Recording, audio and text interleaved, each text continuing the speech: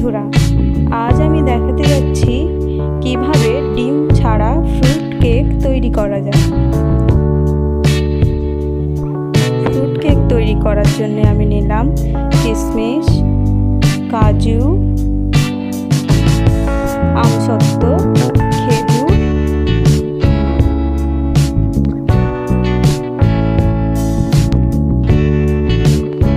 মিষ্টি দই, তার সঙ্গে নিলাম গুঁড়ো চিনি গুঁড়ো করার জন্যে ব্লেন্ডারে চিনিকে দিয়ে আমি পিষে রেখেছি, মিল্ক পাউডার, ময়দা,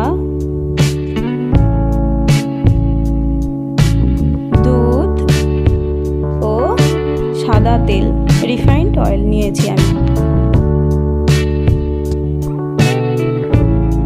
এবারে আমি সব ফ্রুটগুলোকে একসঙ্গে কেটে রেখেছি। এবার একটি বড় জায়গা নিয়েছি, প্রথমে দিলাম গুঁড়ো চিনি, তার সঙ্গে দিলাম রিফাইন্ড অয়েল। এটিকে ভালো করে মিশিয়ে নেব।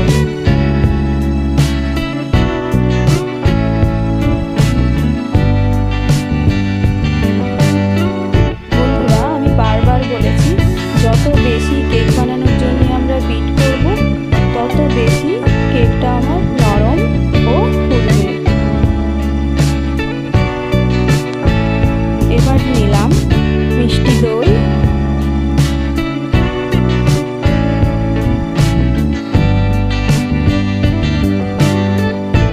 দেখুন আমি বিট করে নিচ্ছি, বারবার একটি করে জিনিস দিচ্ছি এবং বারবার বিট করে নিচ্ছি খুব ভালোভাবে।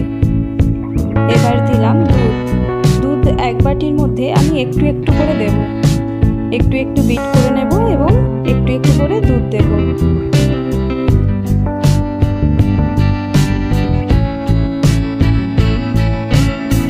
এবার নিলাম ভ্যানিলা এসেন্স,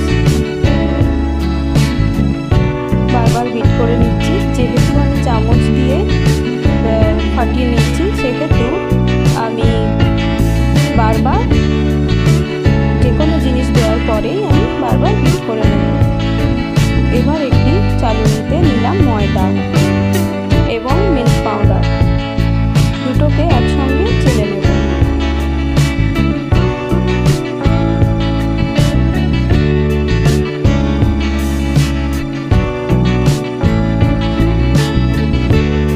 এবার নিলাম হাফ চামচ বেকিং পাউডার, আবারও আমি বিট করে নিচ্ছি। তো বন্ধুরা, আমি আগের দুটো কেকেও বারবার দেখিয়েছি, চামচ দিয়ে বিট করলে আমি অনেকটা সময় ধরে বিট করে নেব।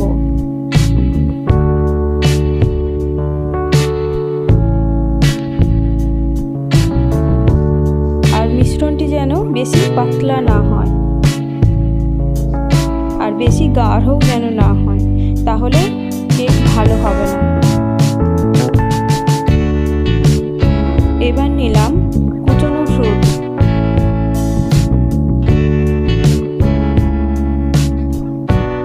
আবার আমি এটিকে ভালোভাবে মিক্সড করে নিচ্ছি।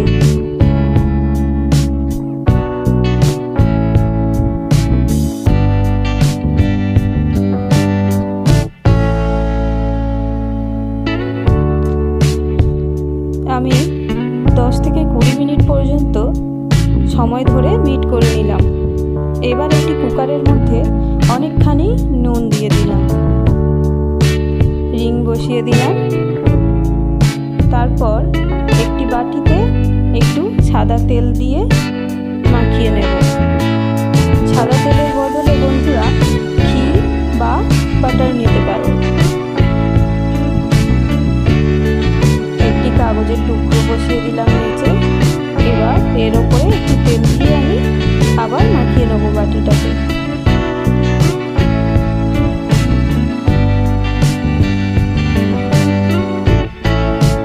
বাটিটা কুকারের মধ্যে বসিয়ে গ্যাসে বসাবো 5 থেকে 10 মিনিট গরম হওয়ার জন্য। অবশ্যই আমি কুকারের সিটি এবং রাবার খুলে নেব।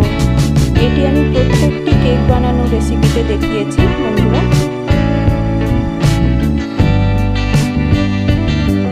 এবার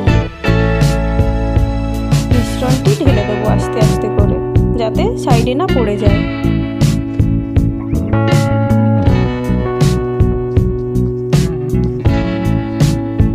এবার আমি ঢাকনা লাগিয়ে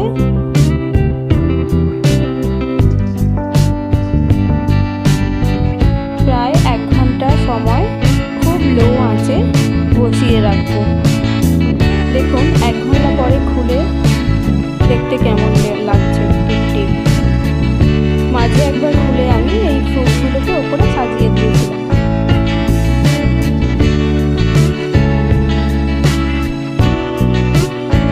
কেক আমার রেডি। এবার বাটিটা ঠান্ডা হওয়ার পর সাইডে ছুরি দিয়ে একটু ছাড়িয়ে নিচ্ছি।